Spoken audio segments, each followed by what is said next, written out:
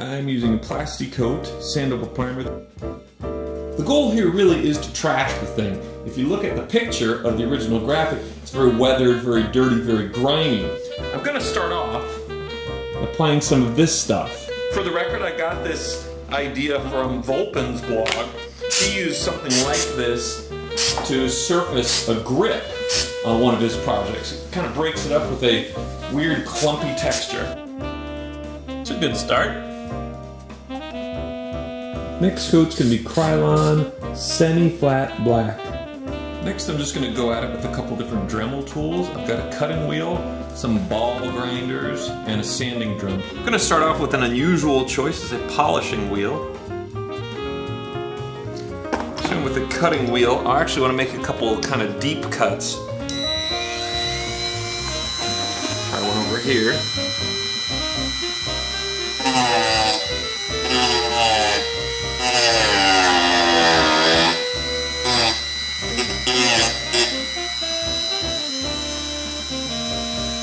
Kind of neat looking. Now with these ball cutters, that's right, the trick I've picked up is that you kind of want to just bounce it around as it's cutting. Get kind of an interesting look to it.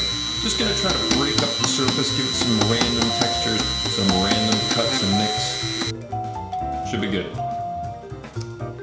Use the smaller ball cutter. Now I'm going to use the sanding drum and just hit a couple of the edges.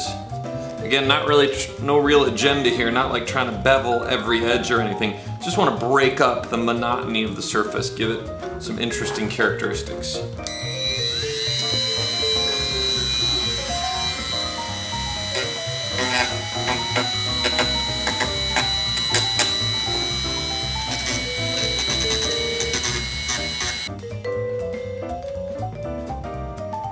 That looks pretty cool for a first pass. A lot of interesting textures and flavors spread out across there. So far so good. Let's give it another coat with the primer, another coat with the black paint, and then we'll start doing some interesting painting techniques to break it up even further. I'm gonna try and experiment with this stuff. I'm gonna brush it onto the thing, and the idea is once I paint some other coats of paint over it, I'll then peel this stuff off to reveal what was underneath.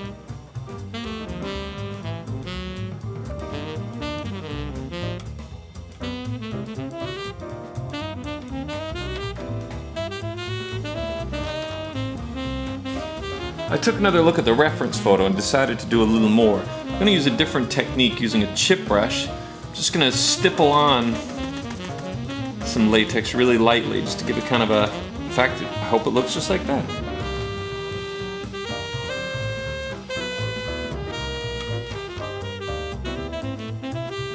I tend to have a lot of paints left over from other projects. I'm just going to go through this and pick out some stuff that might be interesting. So we got a copper metallic. Could be cool, a dark metallic gray. I don't like the blue. What else? Hammered. That's green. Well, nah, no green. Alright, so here's a hammered silver. That could be interesting. I don't really like the brown. What is this? Antique brass. Give that a shot. Probably not gray. Going in with the brass, but I'm just gonna get it on one side or one little corner. Just give it a little unusual texturizing.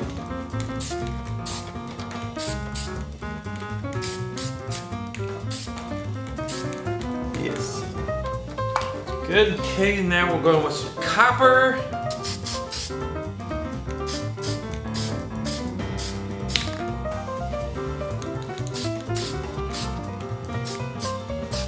That will knock that down a little bit.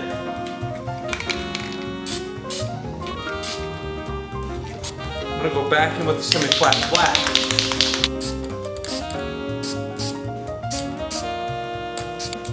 Ah, that's good. That was what I wanted. See how that did that? That little splatter? That's cool. Oh, excuse me. That's cool. I want more splatter. There we go. Yeah, that's nice.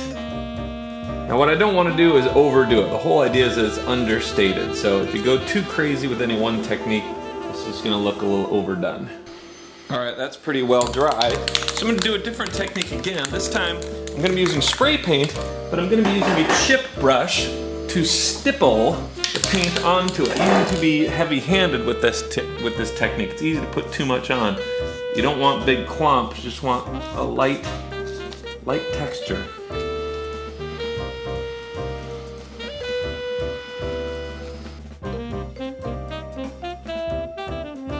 Okay, that's pretty cool. That kind of unevens it a bit.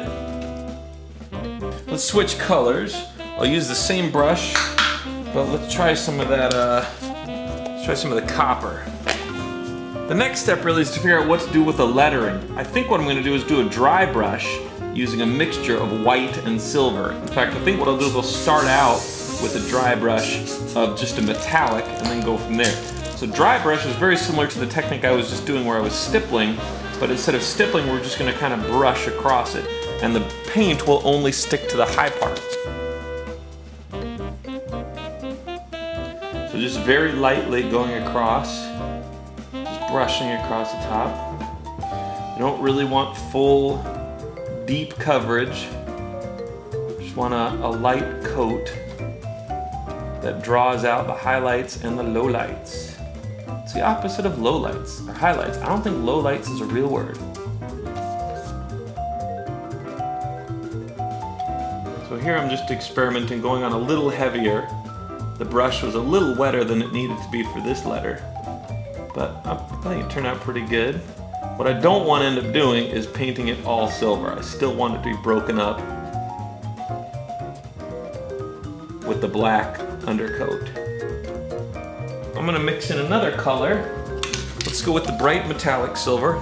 I don't think this will make a real big difference, but it'll just break it up a little bit more. A little more unique and unusual. And notice I'm not paying too close attention to which colors get mixed together. Like if I get a little bit of copper in silver, I'm not too worried about it. Gives it a more organic feel to it, I think.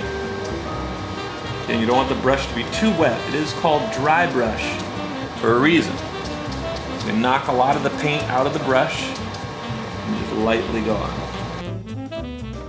Okay, I still want it to stand out a little bit more, so I'm going to go in and do one more dry brush, but this time actually use some white. So the brush is going to be very, very dry, just a very, very light dusting over the logo.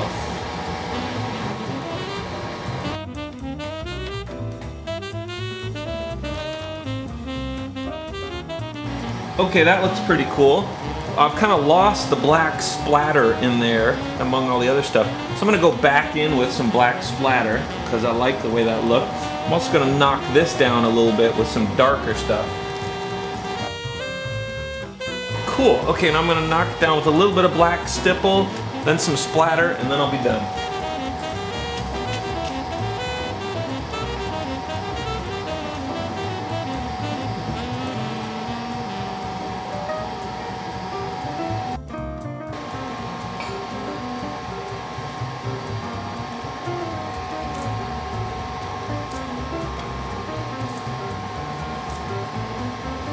Usually an eraser should be able to pull this right up.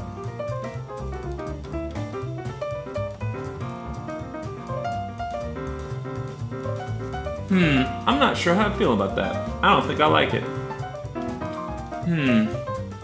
And I totally forgot where the rest of the rubber went down. There we go, piece.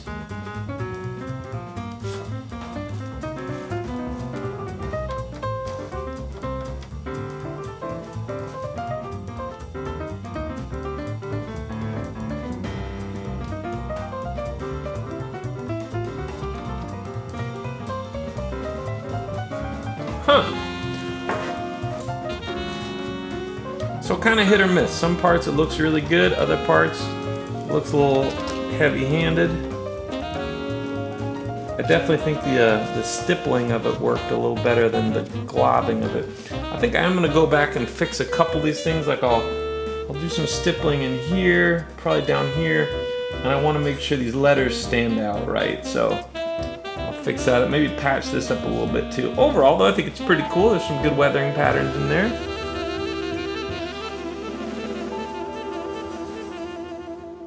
Yeah. Okay, cool. Now let's just go ahead and fix up those letters.